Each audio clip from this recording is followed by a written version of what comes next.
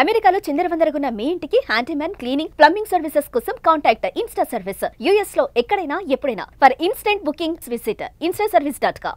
NATO దేశాలలో ఏ దేశంపై అయినా దాడి జరిగితే అది తమ కూటమి మొత్తంపై జరిగిన దాడిగా భావించి నాటో దేశాలు దాని రక్షణకు ముందుకు వస్తాయి. వ్యూహాత్మక పరస్పర రక్షణ ఒప్పందం పేరిట అదే తరహా ఒప్పందాన్ని ఇప్పుడు పాకిస్తాన్, సౌదీ అరేబియా కుదుర్చుకున్నాయి. దాని ప్రకారం ఆ రెండు దేశాలలో ఏ దేశంపై ఇతర దేశాలు దాడికి దిగినా రెండు కలిసి యుద్ధం చేస్తాయి. పాకిస్తాన్ ప్రధాని షహబాజ్ షరీఫ్ రియాద్ పర్యటన సందర్భంగా ఈ ఒప్పందం కుదిరింది. షహబాజ్ షరీఫ్ సౌదీ యువరాజ్ మొహమ్మద్ బిన్ సల్మాన్ దీనిపై సంతకం చేశారు. ఆ సమయంలో Pak army chief field marshal Asif Munir, Pak విదేశాంగ శాఖ మంత్రి ఇషాక్ ధార్, రక్షణ మంత్రి ఖవాజా ఆసిఫ్ అక్కడే ఉన్నారు. అనంతరం ఇరు దేశాలు కలిసి దీనిపై ఉమ్మడి ప్రకటన విడుదల చేశాయి. రెండు దేశాల మధ్య రక్షణ సహకారాన్ని విస్తరించడం, తమ రెండు దేశాలలో ఏ దేశంపైన దాడి జరిగినా ఉమ్మడిగా ఎదుర్కోవడమే ఈ ఒప్పందం ఉద్దేశమని ఆ ప్రకటనలో పేర్కొన్నాయి.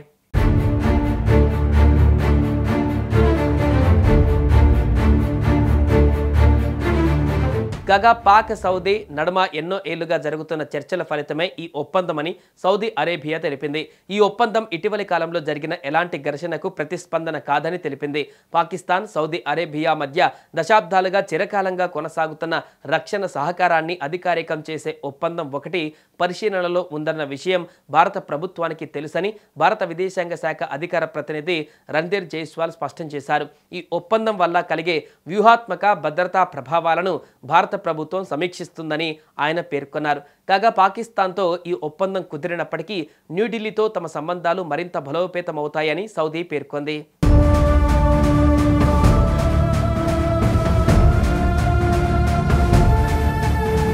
ఖతార్ రాజధాని దోహాలోని హమాస్ నేతల లక్ష్యంగా ఈ నెల 9న ఇజ్రాయెల్ దాడులు చేసిన సంగతి తెలిసిందే.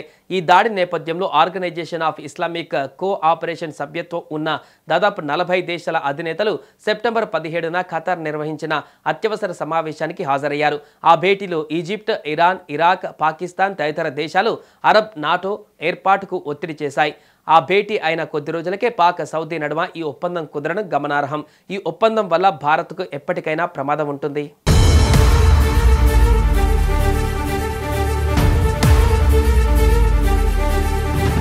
కానీ వాస్తవానికి అది సంతకం చేసింది యెమెన్పై సౌదీ చేసే నిరంతర దాడి కోసం పాక్ సైన్యానికి ఉపయోగించడాన్ని తప్పనిసరి చేసే పత్రం.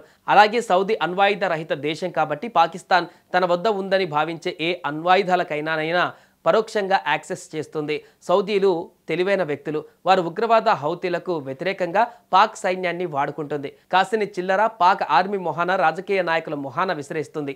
మరీ ముఖ్యంగా ఇప్పటికిప్పుడు సౌదీలోని పాకిస్తాన్ బిచ్చగాళ్లను బహిష్కరించే బాధ నుండి కూడా పాక్ను కాపాడుతుంది.